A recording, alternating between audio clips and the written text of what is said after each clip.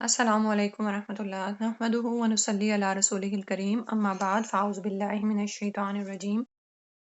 بسم اللہ الرحمن الرحیم رب اشرح لی صدری ویسر لی امری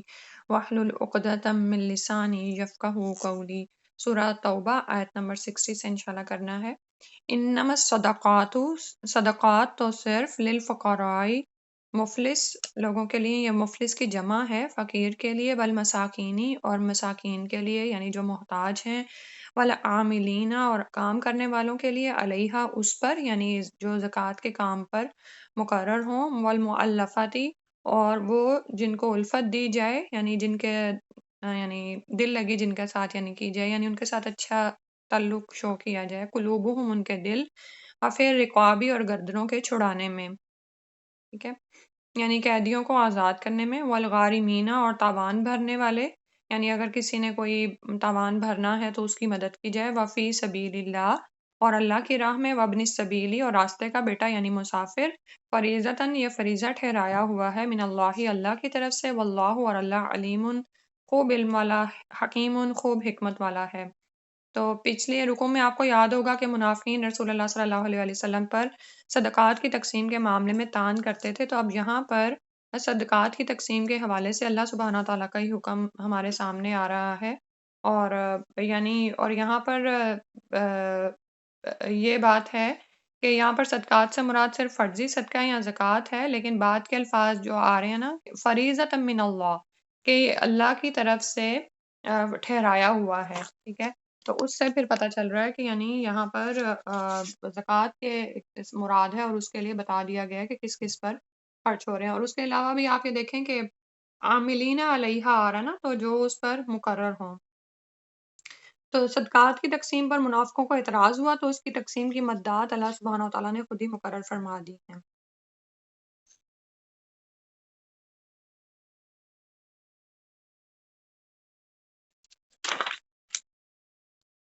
تو یعنی یہ کہ اب لوگوں کو اس تقسیم میں اعتراض کی گنجائش ہی نہ رہے یا کم سے کم رہ جائے، اور یہ ٹوٹل مدات جو یہاں پر بیان کی گئی ہیں 8 ہیں۔ سب سے پہلے جو آ رہے ہیں زکوٰۃ کے حقدار مسکین اور فقیر اور مسکین کا ذکر آ رہا ہے۔ فقیر اور مسکین کی تعریف اور ان میں فرق سے متعلق علماء کے کئی اقوال ملتے ہیں، جو دیکھ لیتے ہیں۔ سیدنا ابو ہریرہ رضی اللہ عنہ کہتے ہیں کہ آپ صلی اللہ علیہ وسلم نے فرمایا، مسکین وہ نہیں جو ایک یا دو لقموں کے لیے لوگوں کے پاس چکر لگائے کہ اسے ایک یا دو کھجوریں دے کر لوٹا دیا جائے، بلکہ مسکین وہ ہے جس کے پاس اتنا مال نہ ہو جو اسے بے نیاز کر دے، یعنی اتنا مال نہیں ہے کہ ساری ضرورتیں پوری کر دے اور وہ بے نیاز ہو جائے، یعنی اس کو کوئی فکر نہ رہے، نہ اس کا حال کسی کو معلوم ہوتا ہے کہ اسے صدقہ دیا جائے، نہ وہ لوگوں سے کھڑا ہو کر سوال کرتا ہے، ٹھیک ہے، تو یہ ہمیں فرق نظر آ رہا ہے فقیر اور مسکین کے درمیان، کہ لوگوں کو وہ اپنی شکل سے فقیر نہیں لگ رہا ہوتا اور وہ مانگ بھی نہیں رہا ہوتا، لیکن اس کے پاس اتنا مال نہیں ہوتا کہ وہ ساری ضروریات سے بے نیاز ہو جائے، ٹھیک ہے، تو یہ بخاری کتاب الزکوٰۃ کی جو ہے روایت ہے۔ تو احتیاج یعنی ضرورت کے لحاظ سے فقیر اور مسکین میں کوئی فرق نہیں ہے، ان میں فرق صرف یہ ہے کہ فقیر وہ ہوتا ہے جو لوگوں سے سوال کرتا پھرتا ہے، اور مسکین وہ ہے جو ضرورت کے باوجود کانے رہے، ٹھیک ہے، یعنی تھوڑا بہت اس کے پاس ہوتا ہے لیکن پوری ضروریات کو کور نہیں کر رہا ہوتا، اور یہ سوال کرنے سے پرہیز کرتا ہے، ایسے طبقے کو ہمارے ہاں سفید پوش طبقہ بھی کہا جاتا ہے نا، ٹھیک ہے، تو پھر جب ہم زکوٰۃ دے رہے ہوں، یعنی اگر ہم اپنے ہاتھوں سے دے رہے ہیں اور اسلامی حکومت کو نہیں دے رہے ہیں، تو پھر دیکھ لینا چاہیے کہ نہ صرف فقیر بلکہ مسکین بھی اس مد میں شامل ہوتے ہیں، ٹھیک ہے، اور اس کے بارے میں ہم پیچھے بھی کتنی دفعہ وہ اس سلسلے میں ڈسکشنز بھی کر چکے ہیں، کہ اب جیسے علماء نے آگے سے آگے اس میں مزید غور و خوض کیا ہے، تو آپ یہ دیکھیں کہ زکوٰۃ جو ہے وہ علاقے کے امیروں سے لے کر غریبوں کو لوٹائی جا رہی ہوتی ہے نا، ٹھیک ہے، تو اس علاقے کی ضروریات کے لحاظ سے پھر دیکھا جائے گا کہ مسکین کون ہے اور فقیر کون ہے، اور یعنی اس کا درجہ کیا ہے، ٹھیک ہے، یعنی ہو سکتا ہے ایک معاشرے میں کھانا پینا ہی صرف لوگوں کی ضرورت ہو، لیکن ایک دوسرا معاشرہ ہے جہاں پر کھانا پینا تو سب لوگوں کا پورا ہو رہا ہے، لیکن اس کے علاوہ دوسری ضروریات ہیں جو کہ سب کی پوری ہو رہی ہیں، ان میں سے کچھ لوگوں کی نہیں ہو رہی، تو ظاہر ہے پھر وہ مسکین کی کیٹیگری میں آ جائیں گے۔ ٹھیک ہے، اور تیسری جو مد یہاں پر بتائی جا رہی ہے العاملین علیہا، یعنی زکوٰۃ پر جو عمل کرنے والے ہوں، یعنی زکوٰۃ کو وصول کرنے والے ہیں، اس کو تقسیم کرنے والے ہیں، ان کا حساب کتاب رکھنے والا سارا عملہ اموال زکوٰۃ سے معاوضہ یا تنخواہ لینے کا حقدار ہے۔ ٹھیک ہے، اور اگر اس عملے میں سے کوئی شخص خود مالدار ہے تو بھی وہ معاوضے کا یا تنخواہ کا حقدار ہے، اور اسے یہ معاوضہ لینا ہی چاہیے۔ اور یہ معاوضہ ظاہر ہے باہر سے تو نہیں نکلے گا نا، یہ اندر سے ہی نکل رہا ہے، اسی ڈپارٹمنٹ کے اندر سے، ٹھیک ہے؟ اور لیکن یہ ضرور ہے کہ خود مالدار شخص اگر معاوضہ لے کر صدقہ کرنا چاہے تو یہ اس کی مرضی پر ہے، ٹھیک ہے؟ ابھی جو میں حدیث پڑھنے لگی ہوں نا، اس سے ہمارے لیے بڑا اہم مسئلے کا حل نکلتا ہے۔ دیکھتے ہیں، سیدنا عبداللہ بن اسادی کہتے ہیں کہ دور فاروقی میں سیدنا عمر رضی اللہ عنہ کے پاس آیا، انہوں نے مجھے کہا، مجھے معلوم ہوا ہے کہ تم لوگوں کے کام کرتے ہو اور جب تمہیں اس کی اجرت دی جائے تو تم اسے ناپسند کرتے ہو۔ میں نے کہا ہاں۔ انہوں نے پوچھا کہ پھر اس سے تمہارا کیا مطلب ہے؟ میں نے جواب دیا کہ میرے پاس گھوڑے ہیں، غلام ہے اور مال بھی ہے، میں چاہتا ہوں کہ اپنی اجرت مسلمانوں پر صدقہ کر دوں۔ سیدنا عمر رضی اللہ عنہ نے فرمایا، ایسا نہ کرو، کیونکہ میں نے بھی یہی ارادہ کیا تھا جو تم نے کیا ہے۔ رسول اللہ صلی اللہ علیہ وسلم مجھے کچھ دیتے تو میں کہہ دیتا کہ یہ آپ اسے دے دیں جو مجھ سے زیادہ محتاج ہے، تو آپ صلی اللہ علیہ وسلم نے فرمایا، یہ لے لو، اس سے مالدار بنو، پھر صدقہ کرو۔ اگر تمہارے پاس مال اس طرح آئے کہ تم اس کے حریص نہ ہو، یعنی تمہیں لالچ نہیں ہے کہ تم جگہ جگہ سے مال سمیٹتے پھرو، اور نہ ہی اس کا سوال کرنے والے ہو، تو اس کو لے لیا کرو، اور اگر نہ ملے تو اس کی فکر نہ کیا کرو۔ ٹھیک ہے، اب یہاں پر عموماً ہم جب بہت زیادہ تقویٰ کی روش پر ہوتے ہیں نا، تو ہمارا یہ دل کرتا ہے کہ ہم چیریٹی کے کام بھی کرتے رہیں، اور اس میں سے اگر یعنی بطور والنٹیئر کام کرتے رہیں، اور اگر ہمیں کوئی اس پہ کوئی اجرت دی جاتی ہے تو ہم اس پہ پریشان ہو جاتے ہیں کہ یہ تو ہم نے دنیا میں ہی اس کا صلہ لے لیا، تو پتہ نہیں آخرت میں اس کا محفوظ رہے گا کہ نہیں۔ تو اس حدیث میں ہمارے ان سوالات کا جواب ہے کہ باقاعدہ نبی صلی اللہ علیہ وسلم اب حکم ہی یہاں پر دے رہے ہیں نا کہ یہ لے لو، اس سے مالدار بنو، پھر صدقہ کرو۔ یعنی جو تمہارا حق آ رہا ہے نا، اور تم نے وہ مانگا بھی نہیں، نہ تمہیں اس کی لالچ تھی، لیکن اب اگر وہ تمہیں مل رہا ہے تو تم اس کو لے لو، اور اگر تم صدقہ کرنا چاہتے ہو تو صدقہ کر دو۔ ادروائز آپ یہ دیکھیں کہ بعض اوقات پیسہ ہمارے پاس آتا ہے تو ہماری اپنی ہی ضروریات سامنے آ جاتی ہیں نا، تو بجائے یہ کہ انسان جو ہے وہ اتنا خرچ کر دے کہ خود پھر تنگی کے ساتھ، گردن کے ساتھ بازو چمٹائے رکھے، تو بہتر یہ ہے کہ وہ اپنی ضروریات کے لیے اگر اللہ سبحانہ تعالیٰ اس کو اپنا فضل عطا کریں تو وہ اس میں سے لے لے، ٹھیک ہے؟ اور یہ مسلم کتاب الزکوٰۃ کی حدیث سے ہمیں ملتا ہے۔ اور یہاں پر یہ بھی یاد رکھیں کہ اب جو آگے چیزیں آ رہی ہیں نا، وہ والمؤلفۃ قلوبہم وفی الرقاب والغارمین، تو زکوٰۃ کی جو فراہمی ہے اور اس کی جو تقسیم ہے نا، یہ حکومت کی ذمہ داری ہے، ٹھیک ہے؟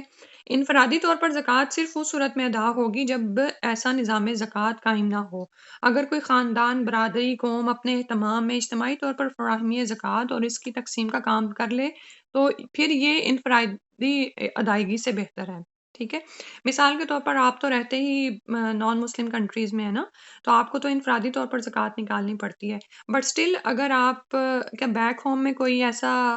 فاؤنڈیشن قائم ہے، یا آپ کی اپنی فیملی میں کوئی ایسی ہیں، جیسے مجھے اپنا یہ یاد آ رہا ہے کہ یعنی ہمارے گھر کی جو بڑی ہیں وہ سب بیٹوں سے زکوٰۃ لیتی ہیں، اور اس کو خود پھر وہ انہیں کیونکہ خاندان کے سارے لوگوں کا پتہ ہوتا ہے، اور یہ دیکھیں کہ آپ کے زکوٰۃ کے حقدار جو ہے نا، آپ کے اپنے قریبی لوگ ہوتے ہیں زیادہ، خاندان کے لوگ، کیونکہ عموماً کیا ہوتا ہے کہ لوگ شراکت کی وجہ سے نا اپنے خاندان کے لوگوں کی مدد نہیں کر رہے ہوتے، ٹھیک ہے؟ تو میں یہ بتا رہی تھی کہ اگر کوئی ایسا فرد ہے یا کوئی ایسا ادارہ ہے تو سب لوگ اس کو اپنی زکوٰۃ دے دیں تو یہ انفرادی طور پر ادائیگی سے اور بھی بہتر ہے، کیونکہ جب ایک جگہ پر مال پول ہو جاتا ہے نا، اور پھر پول ہو کے جب دوسروں کی مدد کی جاتی ہے نا، تو وہ بڑے پیمانے پر مدد ہو جاتی ہے۔ عام ہمارے صدقات وغیرہ جو ہوتے ہیں وہ تو چلو کسی روزمرہ کی نیڈ کو پورا کر رہے ہوتے ہیں، لیکن زکوٰۃ آپ یہ دیکھیں کہ سال بعد جب نکالی جاتی ہے نا، تو اس سے کسی بیچارے غریب کی کوئی بڑی ضرورت، کوئی حاجت پوری ہو جاتی ہے، ٹھیک ہے؟ تو اور لیکن یہ ہے کہ اگر آپ اسلامی حکومت میں رہتے ہیں تو آپ کو یہ یاد رکھنا چاہیے کہ زکوٰۃ کی فراہمی اور تقسیم اسلامی حکومت کا فریضہ ہے۔ تو اب اس طرح کے شبہات ذہن میں لانا کہ نہیں یہ پتہ نہیں کیسے تقسیم کریں گے اور کہاں پر مال جائے گا، تو کیا ہے پھر اس میں پھر آپ حکومت کو جمع کروا دیں، لیکن ہمارے یہاں آپ یہ دیکھیں کہ کتنا الٹ ہوتا ہے کہ یعنی جب رمضان سے پہلے ہی جون-سا ہے بینکس خالی ہو جاتے ہیں اور کچھ لوگ تو لکھ کے دے دیتے ہیں کہ ہم فلاں مسلک سے تعلق رکھتے ہیں تو ہماری تو زکوٰۃ کی کٹوتی نہ کی جائے۔ تو یہ سارا کچھ جو ہے یہ یعنی ایک اجتماعی نظام کو نقصان دینے والا ہے، ٹھیک ہے؟ تو آگے جو مد آ رہی ہے وہ ہے وَالْمُؤَلَّفَةِ قُلُوبُهُمْ، اور جو جن کو الفت دی جائے ان کے دل، ٹھیک ہے؟ تو تالیف کے جو حقدار ہیں نا، اس مد سے ان کافروں کو بھی مال دیا جا سکتا ہے جو اسلامی دشمنی میں پیش ہوں۔ تو اگر یہ امید ہو کہ یہ مال کے لالچ سے اپنی حرکتیں چھوڑ کر اسلام کی طرف مائل ہو جائیں گے، تو ان کو بھی زکوٰۃ میں سے مال دیا جا سکتا ہے۔ اسی طرح سے نئے مسلمان جو نو مسلم ہیں، تو وہ ابھی آپ کے مسلم معاشرے میں آئے ہیں اور وہ اپنے پاؤں پر کھڑے نہیں، معاشی لحاظ سے عموماً کمزور ہو جاتے ہیں نا لوگ جب اپنے برادری کو، کنبے قبیلے کو، اپنے مذہب کو چھوڑ کر آپ کی طرف آتے ہیں، تو ایسے لوگوں کو بھی زکوٰۃ کی مد سے ادا کیا جا سکتا ہے، حالانکہ اس سے پہلے خواہ وہ امیر ہی ہوں، ٹھیک ہے؟ تو جب تک کہ ان کی معاشی حالت نہ سنبھلے ان کو مستقل وظیفہ بھی دیا جا سکتا ہے۔ سیدنا علی رضی اللہ عنہ نے یمن سے آپ صلی اللہ علیہ وسلم کو جو سونا بھیجا تھا وہ آپ صلی اللہ علیہ وسلم نے ایسے ہی کافروں میں تقسیم کیا تھا، اور سیدنا عمر رضی اللہ عنہ نے اپنے دور خلافت میں یہ کہہ کر اس مد کو حذف کیا تھا کہ اب اسلام غالب آ چکا ہے اور اب اس مد کی ضرورت نہیں رہی، ٹھیک ہے؟ تو لیکن ہم جانتے ہیں کہ حالات ہمیشہ ایک جیسے نہیں رہتے، لہٰذا جب ضرورت پڑے تو اس مد کو بروئے کار لایا جا سکتا ہے، ٹھیک ہے؟ سمجھ آ رہی ہے؟ یعنی اب یہاں پر ایک تو یہ کہ فرض نظر آ رہا ہے کہ یہ چیزیں ہیں، لیکن جیسے ہم جانتے ہیں نا کہ صراط مستقیم کی ڈیفینیشن یہی ہے کہ ما انا علیہ و اصحابی، کہ جس پر میں اور میرے جو ہیں صحابہ ہیں، اور اسی طرح وہ حدیث کا جو مفہوم ہے کہ آم، آ، یعنی جس سے پتہ چلتا ہے صحابہ، تابعین، تبع تابعین، ٹھیک ہے؟ تو ان کے دور کو جو ہے سنہری کہا گیا، اور اسی طرح خلافت راشدہ کا دور۔ تو اس میں اگر امیر المومنین نے یا یہ کہ تابعین نے کسی عمل کو اپنایا ہے تو اس کو اپنایا جا سکتا ہے، ٹھیک ہے؟ جیسے عمر رضی اللہ عنہ نے اپنے دور خلافت میں کہا کہ چونکہ اسلام غالب آ چکا ہے لہٰذا کافروں کو ہم کیوں زکوٰۃ میں سے دیں، کیونکہ ہمیں اب ان سے ڈر نہیں ہے۔ لیکن اگر کبھی اسلام ایسی حالت میں آتا ہے کہ نان مسلمز بہت زیادہ شرارتوں پر مائل ہیں، اور آپ کو یہ امید لگ رہی ہے کہ بھئی اگر ان کو کچھ ان کی مدد وغیرہ کی جائے گی، کیونکہ عموماً آپ یہ دیکھیں کہ بعض اوقات لوگ غربت کے مارے بھی جو نا سرکشی اور بغاوت پر اتر آتے ہیں، ٹھیک ہے؟ تو اگر کسی اسلامی معاشرے میں ایسے کوئی عناصر پیدا ہو جاتے ہیں تو اور اب ان کی مدد کرنے کے لیے آپ کے پاس اور سورسز نہیں ہیں تو زکوٰۃ کی مد سے ان کی مدد کی جائے، اگر یہ امید ہو کہ وہ اسلام کی طرف مائل ہو جائیں گے، ٹھیک ہے؟ اس کے بعد ہے وفي الرقابی، اور گردنوں کو چھڑانے میں، اور یعنی یا تو یہ کہ کسی غلام کو خرید کر آزاد کر دیا جائے، ٹھیک ہے؟ یا کسی مکاتب غلام کی بقایا رقم ادا کر کے اسے آزاد کر دیا جائے۔ مکاتبت ہوتا ہے کہ کوئی غلام اپنے مالک کے ساتھ یہ کمٹ کر لیتا ہے کہ اتنے مال کے ساتھ تم مجھے ادا کر دو گے، آزاد کر دو گے، تو پھر وہ غلام کما رہا ہوتا ہے یا جو بھی کر رہا ہوتا ہے، جس طرح بھی اس کے پاس مال آتا ہے وہ قسط وار جو ہے اپنے مالک کو ادا کر رہا ہوتا ہے، ٹھیک ہے؟ تو اگر کوئی ایسا ہے اور اس کا جیسے تھوڑا سا ہی مکاتب رہ گیا، یعنی اماؤنٹ رہ گئی ہے، تو اس میں سے اس کی مدد زکوٰۃ کی اماؤنٹ میں سے کی جا سکتی ہے۔ لیکن ہم یہ دیکھتے ہیں کہ آج کل انفرادی غلامی کا تو دور گزر چکا ہے، لیکن پھر وہی بات آ گئی کہ ہم یہ نہیں کہہ سکتے کہ کوئی ایسا دور نہیں آئے گا کہ جس میں غلام پیدا نہیں ہوں گے۔ جب جنگیں آخرت یعنی قیامت کے قریب اتنی زیادہ ہونی ہیں تو ظاہر ہے اس میں یہ سب کچھ ہی ہوگا، غلام بھی بنائے جائیں گے اور جو ساری وائس ورسا کنڈیشنز ہو سکتی ہیں، ٹھیک ہے؟ تو لیکن اس وقت ہم دیکھتے ہیں کہ انفرادی غلامی کا دور گزر چکا ہے، اجتماعی غلامی رائج ہو گئی ہے۔ بعض مالدار ممالک ہیں، انہوں نے تنگ دست ممالک کو اپنا معاشی طور پر غلام بنا رکھا ہے، ٹھیک ہے؟ تو آج ہم دیکھتے ہیں نا کہ کتنے ہی اپنے بیک ہوم کو ہی دیکھ لیں کہ اس پر کتنے زیادہ قرضے ہیں۔ تو کچھ علماء جو ہیں وہ اس بات پر غور کر رہے ہیں کہ ایسے غلام ممالک کی رہائی کے لیے ممکنہ صورتیں کیا ہونی چاہیے، کیونکہ آپ یہ دیکھیں کہ جو یہ سودی قرضے ہیں اس میں اتنا زیادہ جکڑے ہوئے ہیں ممالک، اسلامی ممالک، اور انہی ممالک میں اتنے مالدار مسلم تاجر موجود ہیں کہ اگر وہ حکومت سے تعاون کریں اور حکومت نیت کے ساتھ یہ ارادہ کر لے کہ بھئی اس زکوٰۃ کے اماؤنٹ سے صحیح طور پر قرضوں کی ادائیگی ہوگی تو یہ بھی کیا جا سکتا ہے، ٹھیک ہے؟ تو یعنی یہ زکوٰۃ کا یہ مصرف بھی درست ہے، اور حکومت اسلامی نظام کے نفاذ میں اگر وہ مخلص ہے یعنی اگر آپ کو یہ لگتا ہے کہ وہ اسی کام کو کرے گی تو پھر مسلمان تاجروں کو یا مسلمان مالدار لوگ جو ایسے ممالک میں رہتے ہیں یا ایون بیک ہوم سے باہر اگر اس ملک کے لوگ رہتے ہیں تو اس مد میں اس کو استعمال کیا جا سکتا ہے۔ اور اس میں ہم دیکھتے ہیں کہ بیک ہوم میں ایک وزیر اعظم نے اس طرح کرنے کا سوچا بھی تھا لیکن وہ پورا نہیں ہو سکا۔ لیکن اگر مستقبل میں کوئی ایسی صورتحال پیش آتی ہے اور آپ زکوٰۃ کا مال اس میں لگاتے ہیں تو ہمارے پاس یہ دلیل موجود ہے کہ بھی آپ دے سکتے ہیں وہاں پر زکوٰۃ۔ اور باقی یہ کہ ان باتوں کو ذہن میں نہ لایا کریں کہ پھر کیا انہوں نے تو پے نہیں کی وہاں پر اور یہ نہیں ہوا۔ تو جب آپ یہ دیکھیں اچھا 2 باتیں یاد رکھیں، صدقات میں تو ہم ذرا تھوڑا ہو جاتے ہیں نا کہ یعنی جو نفل صدقات ہیں کہ چلو کسی کو بھی دے دیے، لیکن زکوٰۃ میں ہمیں خاص طور پر جو ہے وہ دھیان رکھ کر دینی چاہیے، ٹھیک ہے نا؟ تاکہ کسی غیر مستحق کو زکوٰۃ نہ چلی جائے۔ تو لیکن جب آپ نے ایک خاص حد تک ریسرچ کر کے، تحقیق کر کے، غور و فکر کے بعد کسی کو دے دیا نا تو پھر مطمئن ہو جائیں، ٹھیک ہے؟ آپ کا معاملہ اللہ کے ساتھ ہے اور جو آگے اس کو کر رہا ہے اس کا معاملہ اللہ کے ساتھ ہے، ٹھیک؟ اچھا اور اس کے بعد آ گیا اسی طرح سے والغارمین جون سے ہیں یعنی کہ تاوان بھرنے والے، تو قرضے وغیرہ ہوتے ہیں نا مختلف بعض اوقات کیا ہوتا ہے خاندان خانگی کی ضروریات کے لیے انسان قرضے لے لیتا ہے، تجارتی کاروباری قرضے لے لیتا ہے۔ آ آ یعنی اب حالت اس کی یہ ہو جاتی ہے کہ اگر اس کے مال سے سارا قرض ادا کر دیا جائے تو اس کے پاس نقد نصاب سے کم مال رہتا ہو، ٹھیک ہے؟ اب ایسا مقروض خواہ وہ کسی جاب پہ لگا ہوا ہے یا بے روزگار ہے، فقیر ہے یا غنی ہے، تو اس مد سے اس کا قرضہ ادا کیا جا سکتا ہے۔ اس میں پھر وہی چیز آ جاتی ہے کہ وہ فقیر تو نہیں ہوا لیکن وہ مسکین ہے، ٹھیک ہے؟ اور اس کے بعد اگلی مد بتائے گی وفی سبیل اللہ اور اللہ کے راستے میں خرچ کیا جائے، ٹھیک ہے؟ اب اللہ کے راستے میں یعنی جہاد فی سبیل اللہ میں خرچ کرنا، قتال فی سبیل اللہ اسی کا ایک شعبہ ہے، ٹھیک ہے؟ ایک جہاد ہے یعنی اللہ کے راستے میں اٹموسٹ کوشش کرنا، ٹھیک ہے؟ اور اس میں پھر مختلف چیزیں آ جاتی ہیں جیسے ہم پہلے ہی ذکر کر چکے ہیں کہ جہاد بالسیف تو پھر بعد کا اینڈ کا مرحلہ ہوتا ہے، اس سے پہلے یعنی آپ زبان سے جہاد کرتے ہیں، آپ لکھ کے جہاد کرتے ہیں، آپ مال کے ساتھ کرتے ہیں، تو لیکن سب سے اینڈ اس پہ کیا ہے قتال فی سبیل اللہ، تو وہ سب ان سب چیزوں میں خرچ کرنا کیا آ جائے گا فی سبیل اللہ آ جائے گا، ٹھیک ہے؟ اور اسی مد سے پھر دینی مدارس کا قیام کیا جا سکتا ہے، اس کے اخراجات پورے کیے جا سکتے ہیں، آ، یا پھر یہ کہ ایسا ہر ادارہ جو کہ اس مصرف میں شامل ہے زبانی یا تحریری طور پر دینی خدمات سر انجام دے رہا ہے یا اسلام کا دفاع کر رہا ہے، ٹھیک ہے؟ یعنی یہ کہ اسلام پر لگنے والے الزامات کا جواب دے رہا ہے، اب وہ تلوار کے ذریعے سے نہیں کر رہا ہے، وہ لکھ کے کر رہا ہے، اشاعت کے ساتھ کر رہا ہے۔ اب آپ کے ذہنوں میں خیال پیدا ہو رہا ہوگا کہ بھئی ان لوگوں کو کیوں دی جائے؟ تو یہ دیکھیں آپ کسی کی معاشی ضرورت کو پوری کریں گے تو وہ معاش سے آزاد ہو کر کوئی کام کر سکے گا نا، ٹھیک ہے؟ حسان بن ثابت کو کیا کہا گیا تھا کہ ان کا جواب دو قریش کا، تو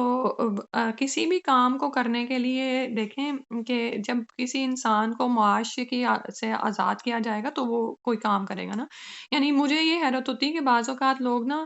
اماموں پہ اتنی تان کرتے ہیں کہ بھئی فلاں امام یا فلاں قاری جو ہے وہ پیسے لے کے تلاوت سناتا ہے یا نماز کی امامت کراتا ہے، تو اس کو نہیں پیٹ لگا ہوا۔ اگر وہ نہیں لیں گے، اگر وہ ان کی معاش کی ذمہ داری کوئی نہیں اٹھا رہا یا ان کو نہیں کچھ مل رہا، تو پھر وہ اب اپنی ضروریات پوری کرنے کے لیے باہر جائیں گے، تو پھر کون ان کو وقت کے دے گا؟ کون عالم بنے گا؟ کون مدارس کا کام کرے گا؟ میں یہ نہیں کہہ رہی کہ سبھی کو لالچ ہونا چاہیے اور اس پیسے کے پیچھے پڑنا چاہیے کیونکہ ہمارے ہاں بہت سے ماشاءاللہ ہمارے اپنے ہی محدثین یا جو بھی گزرے ہیں، ان میں سے بیشتر کا یہ حال تھا کہ اپنی ضرورت کے لیے کچھ بھی نہیں لیتے تھے۔ لیکن اعتدال اسلام اعتدال کا دین ہے نا، ٹھیک ہے؟ جہاں پر ضرورت ہے ان لوگوں کو دیا جائے تاکہ وہ معاشی فکر سے آزاد ہو کر آپ کے لیے کام کر سکیں، ٹھیک ہے؟ تو اگر کوئی ادارہ ایسا قائم ہے جہاں پر کوئی اسلام کا دفاع کر رہا ہے اور وہ وہاں پر تنخواہوں کی مد میں زکوٰۃ چاہیے تو دی جائے گی، اور بعض علماء تو اس مد سے مساجد کی تعمیر اور مرمت پر خرچ کا بھی جون-سا ہے وہ بھی یعنی اس کے بھی قائل ہیں، ٹھیک ہے؟ تو اس کے بعد ہے وابن السبیل اور مسافر۔ اب مسافر خواہ امیر ہو یا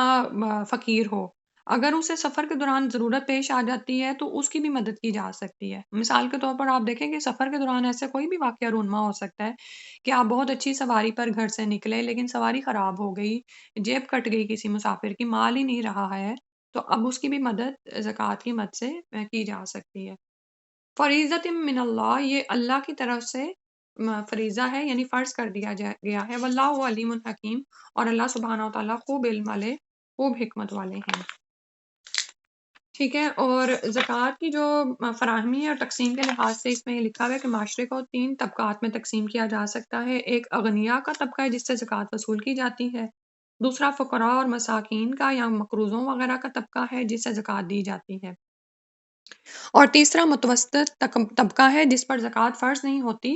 لیکن وہ زکوٰۃ کا مستحق بھی قرار نہیں دیا جا سکتا، یعنی اس کے پاس ذرائع آمدن ہوتے ہیں اور اس سے اخراجات پورے ہو جاتے ہیں۔ ٹھیک ہے، اور اب یہاں پر کیونکہ وہ طبقہ جس سے زکوٰۃ وصول کی جائے گی اس کو غنی کہا جا رہا ہے، تو غنی کی تعریف دیکھ لیتے ہیں کہ جس شخص کے پاس محل نصاب اشیاء میں سے کوئی چیز بقدر نصاب یا اس سے زائد موجود ہو وہ غنی ہے۔ ٹھیک ہے، اور جس کے پاس کوئی چیز بھی بقدر نصاب موجود نہ ہو وہ فقیر یا مسکین ہے۔ اور وہی بات جو میں نے پہلے بھی بتائی کہ زکوٰۃ جس مقام کے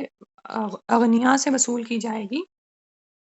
اسی کے سب سے زیادہ حقدار اس مقام کے فقراء ہوتے ہیں۔ ٹھیک ہے، یعنی جس علاقے کی اغنیاء سے لی جائے اسی علاقے کے فقراء کو دی جائے گی، اور اگر کچھ رقم بچ جائے گی تو وہ مرکزی بیت المال میں جمع ہوگی۔ ٹھیک ہے، اور پھر اس میں ہم مختلف روایات آگے ہیں جو آپ کے پاس جو بھی لکھی ہوں وہ انشاءاللہ آپ اپنے اس سے پڑھ سکتے ہیں۔ یہاں تک ہو گیا، پھر انشاءاللہ اگلی آیت کرتے ہیں۔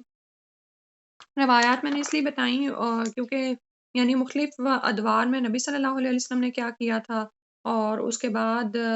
جو ہیں جو نیکسٹ خلفائے راشدین آئے ہیں انہوں نے کیا کیا تھا وہ آپ دیکھ سکتے ہیں۔ اگلی آیت ہے وَمِنْهُمْ، اور ان میں سے الذین وہ لوگ ہیں یؤذون جو کہ اذیت دیتے ہیں، ستاتے ہیں النبی یا نبی کو، ویقولون اور وہ کہتے ہیں ہوا وہ تو اذن کان ہے، کل کہہ دیجئے اذن کان خیرن کان ہونا خیرین بھلائی ہے، لکم تمہارے لیے، یؤمن وہ ایمان لاتا ہے، باللہ اللہ پر، ویؤمن اور ایمان لاتے ہیں، للمؤمنین مومنوں پر، ورحمت اور رحمت ہے، للذین آمنوا ان لوگوں کے لیے جو ایمان لائے، منکم تم میں سے، والذین یؤذون اور وہ لوگ جو ستاتے ہیں رسول اللہ اللہ کے رسول کو، لہم عذاب علیم ان کے لیے دردناک عذاب ہے۔ تو یہاں پر اب بات کیا ہو رہی ہے کہ منافقین آپ صلی اللہ علیہ وسلم کو کیا کہتے تھے، کیونکہ پیچھے سے پھر یاد کر لینا کہ اس سے پہلے منافقین ہی کی بات ہو رہی تھی، اور بیچ میں وہ جو صدقات کی تقسیم کی بات آئی ہے وہ بھی اسی کے بارے میں ٹاپک چل رہا تھا کہ وہ کیا کہتے تھے کہ نعوذ باللہ نبی صلی اللہ علیہ وسلم انصاف کے ساتھ تقسیم نہیں کرتے، اور کیا باتیں کرتے تھے کہ کہتے کہ یہ تو نبی جو ہے کان ہے، یعنی کان کا مطلب یہ ہے کہ سن لیتا ہے اور اس کو یعنی ہمیں آگے سے جواب نہیں دیتا، اور یعنی یہ کہ نعوذ باللہ اس کو آپ اردو میں جیسے کہتے ہیں نا لائی لگ کہنا، ٹھیک ہے، کہ ہر شخص کی بات سن لیتے ہیں نبی صلی اللہ علیہ وسلم اور پھر اسے درست بھی سمجھ لیتے ہیں۔ اور پھر یہ کہ اللہ سبحانہ تعالیٰ نے فرمایا کہ اس کا کان ہونا تمہارے ہی حق میں بہتر ہے، وہ ایمان لاتا ہے اللہ پر اور مومنوں پر اعتماد کرتا ہے۔ یہ جو للمؤمنین آیا ہے نا، مومنوں پر ایمان لانا نہیں آئے گا، اگر یؤمن جو ہے لام کے صلے کے ساتھ آئے تو اس کا مطلب ہوتا ہے اعتماد کرنا، بھروسہ کرنا۔ وَرَحْمَةٌ اور وہ رحمت ہے للذین آمنوا منکم ان لوگوں کے لیے جو تم میں سے ایمان لائے ہیں، یعنی آپ یہ دیکھیں کہ رسول اللہ صلی اللہ علیہ وسلم کو ان منافقین کی سازشیں اور شرارتوں کا حال تو اللہ سبحانہ و تعالیٰ ہی اس سے مطلع فرما دیتے تھے، ٹھیک ہے، اور لیکن نبی صلی اللہ علیہ وسلم جو کچھ بھی ان کی طرف سے سنتے تھے اور ان کے تو چہروں سے ظاہر ہو جاتا تھا کہ منافقین ہیں، لیکن اس کے باوجود رسول اللہ صلی اللہ علیہ وسلم کے یہ اخلاق حسنہ کا بھی بیان ہے کہ آپ صلی اللہ علیہ وسلم کے ان کے منہوں پر ان کو ایسی باتیں نہیں یا لعن طعن نہیں کرتے تھے نا، تو اللہ تعالیٰ نے فرمایا کہ نبی کا ایسا ہونا دراصل تمہارے ہی حق میں بہتر ہے، تم اس کے سامنے آ کر اپنے ایمان کے جھوٹے دعوے کرتے ہو، مسلمانوں کے ساتھ ہمدرد ہونے پر جھوٹی قسمیں کھاتے ہو، اور سب سے بڑھ کر تو یہ جیسے غزوہ تبوک کی بات ہو رہی ہے کہ جہاد سے فرار کے لیے جھوٹے بہانے بناتے ہو، لیکن رسول اللہ صلی اللہ علیہ وسلم صبر سے کام لیتے ہیں، اگر ہر بات کی تحقیق شروع کر دیں اور تو تمہاری ہی شامت آ جائے، ٹھیک ہے، اور لیکن اس کے ساتھ ہی فرما دیا والذین یؤذون رسول اللہ کہ وہ لوگ جو رسول اللہ صلی اللہ علیہ وسلم کو اذیت دیتے ہیں ان کے لیے دردناک عذاب ہے۔ رسول صلی اللہ علیہ وسلم کو تو پتہ چل جاتا تھا نا کہ جو سچے مومن ہیں اور کون ہے منافق، تو رسول اللہ صلی اللہ علیہ وسلم منافقین کا تو جو بھی معاملہ اللہ کے حوالے کرتے اور مومنین پر وہ اعتماد رکھتے تھے، ان کی باتوں کو وہ سنتے تھے کہ ہاں بھئی یہ اگر کوئی اس طرح کی بات کرے یعنی کہ منافقین تو بہانہ کرتے تھے نا، لیکن ظاہر ہے کسی کو کوئی یعنی ایکچوئل ضرورت بھی ہو سکتی ہے۔ تو اگر مومن ایسی کسی ضرورت کے ساتھ آتے تھے تو رسول اللہ صلی اللہ علیہ وسلم ان کی ذات پر اعتماد کرتے تھے۔ اور رہا منافقین کا معاملہ، تو ان کو تو ان کے حال پر چھوڑ دیا گیا تھا، لیکن آخرت میں ان کے لیے بہت دردناک عذاب ہے۔ استغفر اللہ۔ اللہ سبحانہ و تعالیٰ ایسی رسوائی سے بچائے۔ اور آپ یہ دیکھیں کہ اگر دنیا میں کسی کی رسوائی سامنے آ جاتی ہے تو یہ تو بہت ہلکی ہے، لیکن جو قیامت کے دن ان کو رسوائی اٹھانی پڑے گی، اور پھر جو ان کی شرارتیں وہاں پر کھل کر سامنے آئیں گی اور معذرتوں کا موقع بھی نہیں اس دن دیا جائے گا، تو جہنم کا دائمی عذاب بھگتیں گے۔ عذاب علیم، یعنی ایک ایسا دردناک عذاب ہے جو ان کو وہاں پر دیکھنا پڑے گا۔ اس کے بعد فرمایا یحلفون باللہ، وہ قسمیں کھاتے ہیں اللہ کی، لکم تمہارے سامنے، لیردوکم تاکہ تمہیں راضی کر لیں، واللہ و رسولہ، اور اللہ اور اس کا رسول احق زیادہ حقدار ہے ان کے یردوہ کہ وہ اس کو راضی کریں، ان کانوا مؤمنین اگر وہ ایمان لانے والے ہیں۔ تو رسول صلی اللہ علیہ وسلم کے سامنے آ کر وہ قسمیں کھاتے، جھوٹی قسمیں کھاتے، کہ یعنی بہانے ایسے کرتے تاکہ رسول صلی اللہ علیہ وسلم کو راضی کر دیں۔ اللہ اور اس کا رسول اس بات کے حقدار ہیں کہ یہ ان کو راضی کرنے کی فکر کریں، لیکن یہ کہ اگر یہ ایمان والے ہوتے، تو ایمان تو ان کے اندر ہے ہی نہیں ہے۔ یعنی اب یہاں پر ایک اور چیز جو ہمیں نظر آ رہی ہے کہ منافق قسمیں کھاتے ہیں، اور قسمیں کون شخص کھاتا ہے؟ آپ میں سے بتائے۔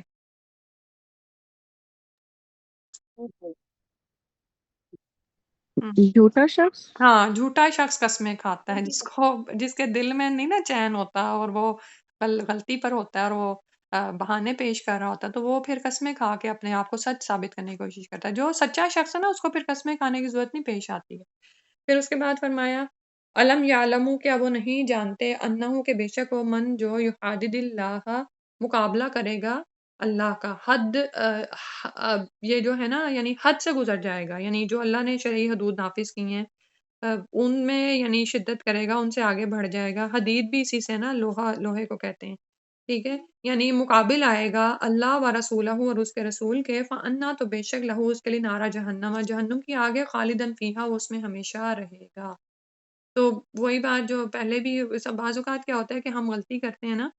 تو بڑے ہی ہم بے چین ہو جاتے ہیں نا، مایوس ہو جاتے ہیں کہ بار بار ہم غلطیاں کرتے ہیں۔ تو اس وقت اپنے ایمان کو ٹٹولا کریں کہ دیکھیں غلطی ہو گئی نا ہم سے،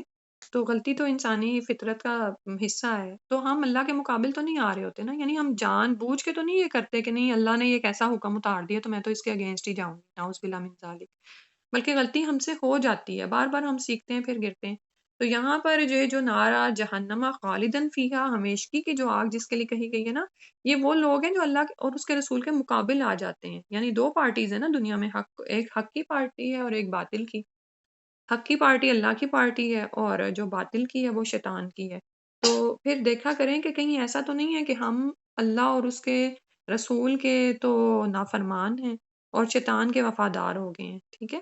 تو وفاداریوں کو چیک کیا کریں، ہماری وفاداریاں، ہماری محبتیں، ہمارا ساتھ کس کے ساتھ ہے؟ اللہ اور اس کے رسول کے ساتھ۔ پھر غلطی تو ہو جاتی ہے، تو پھر جب غلطی ہوتی ہے، بچوں سے جیسے غلطی ہوتی ہے، وہ کس کی طرف پلٹتے ہیں جب غلطی ہو جاتی ہے؟ بچے غلطی کر کے کس کے پاس آتے ہیں؟ ماں کے پاس۔ ماں کے پاس آتے ماں ہیں۔ کے پاس آتے ہیں، ٹھیک ہے، کیونکہ وہ ماں سے مخلص ہے نا، وہ ماں کی محبت انہیں پتہ ہے ماں ہمیں معاف کر دے گی، اور ان کے دلوں میں اسی لیے جو بار بار اللہ اور بندے کا تعلق کا حوالہ ہے نا، اس میں ماں کا تعلق بھی یاد رکھا کریں کہ ماں اور بچے کا جو تعلق ہے کہ ماں سے وہ سچی ہیں، غلطی ہو گئی ان سے نا، اللہ یہ کہ وہ نعوذ باللہ سرکش ہو جائیں، ویسے بھی باغی اولاد ہو جاتی ہے، تو لیکن یہ ہے کہ ماں کی محبت پر ان کا اعتماد ہوتا ہے کہ غلطی ہو گئی لیکن ماں کو ہی جا کے بتانا نا، تو بالکل اسی طرح جب آپ کی ہمدردیاں اللہ اور اس کے رسول کے ساتھ ہیں اور غلطی بھی کبھی ہو جاتی ہے تو پھر انسان پلٹ کے توبہ کی طرف جاتا ہے، لیکن جو منافق ہوتا ہے نا، یا جو سرکش ہو جاتے ہیں، جو حدوں کو توڑتے ہیں اللہ اور اس کے رسول کی، تو ان کے اندر بغاوت ایسی ہوتی ہے کہ وہ اللہ اور اس کے رسول کے وفادار نہیں ہیں، وہ شیطان کے وفادار ہیں، ان کو تو اپنے نفسوں کی، اپنے ہی ذاتی خواہشات کی پڑی ہوئی ہے نا، تو ایسے لوگ پھر اللہ اور اس کے رسول کے مقابل کھڑے ہو جاتے ہیں، ان کی وفاداریاں اللہ اور اس کے رسول کے ساتھ نہیں ہوتی، وہ دین میں تان کرنا، اور یہ صرف نان مسلم نہیں ہو سکتے، مسلمانوں میں بھی نعوذ باللہ ایسے لوگ جب یہ ریورٹ ہونا شروع ہو جاتے ہیں، یعنی اپنے مذہب کو چھوڑتے ہیں یا مرتد ہوتے ہیں، سوری کہنا تھا، تو پھر وہ کیا ہے کہ وہ اللہ اور اس کے رسول کے احکامات میں طعن کرنا، اللہ اور اس کے رسول کے ہونے کے بارے میں ہی شک کرنا شروع ہو جانا، تو ایسے لوگوں کے لیے پھر بتایا گیا کہ وَأَنَّ لَهُ نَارَ جہنم، جہنم کی آگ ہے ان کے لیے، ٹھیک ہے؟ تو گناہ گار مسلمان کے لیے خالدن فیہا نہیں ہے، ہمیشگی نہیں ہے، لیکن یہ وہ لوگ ہیں جو اللہ اور اس کے رسول کے مقابل آگے، تو ان کے لیے ہمیشہ کی آگ ہے۔ ذالک الخزي العظیم، یہ بڑی رسوائی ہے نا، یعنی دنیا کی رسوائی سے تو یہ منافقین بچ گئے کہ بہانے لگا کے بچ جاتے تھے، اور پھر نعوذ باللہ الٹا یہ کہتے تھے کہ یہ تو کان ہی ہے، سن لیتے ہیں ہماری باتیں اور کوئی ایکشن تو ہمارے خلاف کرتا نہیں ہے۔ لیکن فرمایا گیا کہ وہ جو وہاں پر رسوائی ملنے والی ہے نا، اور وہاں پر تو یہ جب سب کچھ کھل کے سامنے آ جائے گا، اور پھر بھی اگر یہ نہیں مانیں گے تو پھر ان کے منہوں پر مہریں لگیں گی، اور ان کے اپنے ہی ہاتھ پاؤں ان کے خلاف گواہیاں دیں گے، ان کی جلدیں گواہی دیں گی، تو وہاں پر جو رسوائی ہوگی نا، اور پھر معذرتیں بھی پیش نہیں کر سکیں گے، تو اس رسوائی سے بڑھ کر تو کوئی رسوائی نہیں۔ اللہ سبحانہ وتعالیٰ اس دن کی رسوائی سے بچا لے۔ پھر اس کے بعد فرمایا یحذر المنافقون، ڈرتے ہیں منافق ان کے تنزلہ نازل ہو علیہم ان پر سورۃ، کوئی سورت نبیہم انہیں جتا دے بما ساتھ اس کے جو فی قلوبہم ان کے دلوں میں ہے، کل کہہ دیجئے استہزئوا، تم ٹھٹھے کرتے رہو، مذاق اڑاتے رہو، ان اللہ بے شک اللہ مخرجن کھولنے والا ہے ما تحذرون جس سے تم ڈرتے ہو۔ اچھا، اب اس کے ساتھ ساتھ چین تو ان کو تھا نہیں، کیونکہ ان کو پتا تھا کہ اللہ سبحانہ وتعالیٰ اپنی طرف سے یعنی وحی کے ذریعے رسول کو اور مسلمانوں کو ان کے بارے میں آگاہ کر دیتے ہیں، تو یہ ڈرتے رہتے تھے کہ مسلمانوں پر کوئی ایسی صورت نہ نازل ہو جائے جو کہ مسلمانوں کو منافقوں کے حال کے متعلق بتا دے۔ اور اس کے علاوہ پھر فرمایا کہ آپ ان سے کہیے کہ مذاق کرتے رہو، جس بات سے تم ڈرتے ہو اللہ اسے یقیناً ظاہر کر دے گا۔ مذاق کی باتیں کیا تھیں کہ غزوہ تبوک میں منافقین کی ایک جماعت شامل تھی، ان کو ساتھ جانا پڑ گیا تھا، لیکن ان کو راستے میں شرارتیں ہی سوچتی رہیں اور ایسی باتیں کرتے تھے جس سے مسلمانوں کے حوصلے پست ہو جائیں۔ کوئی کہنے لگا کہ یہ مسلمان عجیب غلط فہمی اور دیوانگی میں مبتلا ہیں، یہ سمجھ رہے ہیں کہ اگر ہم مکہ کے قریش پر غالب آ گئے، یعنی ایک کہنے لگا کہ اگر یہ اپنے جیسوں پر غالب آ گئے تو اب یہ سمجھ رہے ہیں کہ کیسر روم کا مقابلہ کرنے کے لیے بھی چڑھ دوڑیں۔ حالانکہ روم تو وہ عظیم طاقت ہے جو کسریٰ کو بھی شکست دے چکا ہے اور اس وقت اس کا طوطی بول رہا ہے۔ دوسرا کہنے لگا میں تو سمجھتا ہوں کہ ہم سب جکڑ بند کر کے قید کر دیے جائیں گے اور شاید ان کے ہاتھوں ہماری بڑی سخت پٹائی بھی ہو۔ اور پھر ساتھ ہی ان کو یہ خیال آنے لگتا کہ ایسا نہ ہو کہ رسول صلی اللہ علیہ وسلم پر کوئی صورت نازل ہو جائے اور ہمارے حالات سے مطلع کر دے۔ اور ہوا بھی ایسا کہ اللہ تعالیٰ فرما رہے ہیں نا کہ انہیں کہو کہ ایسے مذاق کرتے رہیں، بے شک جس چیز سے یہ ڈر رہے ہیں وہ کھل جانے والی ہے، کہ جب اللہ سبحانہ تعالیٰ نے رسول صلی اللہ علیہ وسلم کو ان لوگوں کے حالات سے مطلع کیا تو آپ صلی اللہ علیہ وسلم نے ان کو بلا کر باز پرس کی، تو یہ کہنے لگے کہ ہم تو صرف دل لگی کر رہے تھے، یعنی مذاق کی باتیں کر رہے تھے، تو ان کو کہا گیا کل کہہ دیجئے استہزئوا، تم لوگ مذاق کرتے رہو۔ اور یعنی اور پھر یہ کہ مذاق بھی آپ یہ دیکھیں کہ کن باتوں کا کر رہے ہیں کہ اللہ اور اس کے رسول کی سبکی کی باتوں کا ہی مذاق ان کو سوچتا ہے، یعنی دل لگی کے لیے ایسی ہی باتیں کی جا سکتی ہیں، اور یہاں پھر ایسی باتیں جس سے اسلام کی سربلندی کو نقصان پہنچتا ہو، یعنی دل بہلاوے کے لیے کوئی اور بات نہیں ان کو سوجی تھی کہ اس طرح کی باتیں کر رہے تھے۔ پھر اس کے بعد فرمایا وَلَئِن، اور البتہ اگر سألتہم آپ پوچھیں ان سے لَیَقُولُنَّ، تو وہ ضرور کہیں گے انما صرف کننا تھے ہم نخوض، ہم تو دل لگی کرتے تھے، وَنَلْعَبُ، اور ہم کھیل کر رہے تھے، یعنی جب ان کو یہ وہی بات ہے جو میں نے پہلے بتا دی کہ جب ان کو بلا کر پوچھا گیا، رسول صلی اللہ علیہ وسلم نے ان سے پوچھا تو کہنے لگے کہ ہم تو صرف دل لگی کر رہے تھے۔ قل کہہ دیجیے اب اللہ و آیاتی ہی، کہ اللہ کے ساتھ اور اس کی آیات کے ساتھ، و رسول ہی، اور اس کے رسول کے ساتھ، کن تم تستہزئون، تم مذاق یعنی دل لگی کرتے ہو۔ پھر اس کے بعد فرمایا لا تعتذروا، آج کے اب بہانے نہ بناؤ، قد کفرتم، تحقیق تم کافر ہوگے، بعد ایمانکم، اپنے ایمان کے بعد، ان نعفو، اگر ہم معاف کر دیں، ان طائفتن، ایک گروہ سے، منکم، تم میں سے، نعذب، ہم عذاب دیں، طائفتن، دوسرے گروہ کو، بانہم، بے شک وہ، کیونکہ اس لیے کہ بے شک وہ کانوا مجرمین، وہ مجرم ہیں۔ اب یہاں پر دو گروہوں کا احوال بتایا گیا ہے، اور ایک گروہ جون سا ہے اس کے لیے کہا گیا کہ یعنی ان کو کہہ دو کہ تم اب بہانے نہ بناؤ، تم کافر ہوگے اپنا ایمان لانے کے بعد، تو اگر اللہ سبحانہ وتعالیٰ چاہیں گے تو ان میں سے ایک گروہ کو معاف کیا جائے گا، اور وہ کون ہے؟ جیسے پیچھے بھی ہم نے پڑھا تھا نا کہ بعض سادہ لوگ مسلمان ان کی باتوں میں آ جائیں، یا یہ کہ ان سے غلطی ہو جائے تو پھر وہ معافی مانگ لیں۔ اور اچھا، اب یہ جو سادہ لوگ مسلمان ہیں یا مومن ہیں وہ کیا کریں گے؟ وہ منافقوں کی طرح بہانے بازیاں نہیں کرتے تھے، ان کو جب اپنی غلطی کا احساس ہوتا تھا نا تو وہ غلطی پر اصرار نہیں کریں گے، بلکہ وہ معافی مانگ لیں گے، تو اللہ تعالیٰ پھر کیا کریں گے؟ ان نعفو عن طائفۃ منکم، تو ایسے لوگوں کو معاف کر دیا جائے گا۔ نعذب طائفۃ بانہم کانوا مجرمین، لیکن وہ لوگ جو مجرم ہیں، جو جان بوجھ کر ایسے ہی حرکتیں کر رہے ہیں، یعنی ان سے غلطیاں نہیں سرزد ہوگی بلکہ وہ جانتے بوجھتے یہ سب کچھ کرتے ہیں، اور جب وہ پکڑے جاتے ہیں تو پھر بہانے کرتے تھے۔ بہانے کون کرتا ہے؟ جو کہ اچھا آپ ہی بتائیں بہانے کون کرتا ہے؟ ابھی جیسے بھی میں نے بتایا ہے، یعنی یہاں پر دو گروہ، منافق ہاں منافق بہانے چلو کرتے تھے نا، یعنی جن کے دلوں پہ ایمان نہیں ہے ان سے جو ہے غلطی نہیں تھی سرزد ہوتی، وہ تو جان بوجھ کے یہ کام کر رہے تھے۔ ٹھیک ہے، دو گروہ کا احوال یہاں پر بتایا گیا ہے۔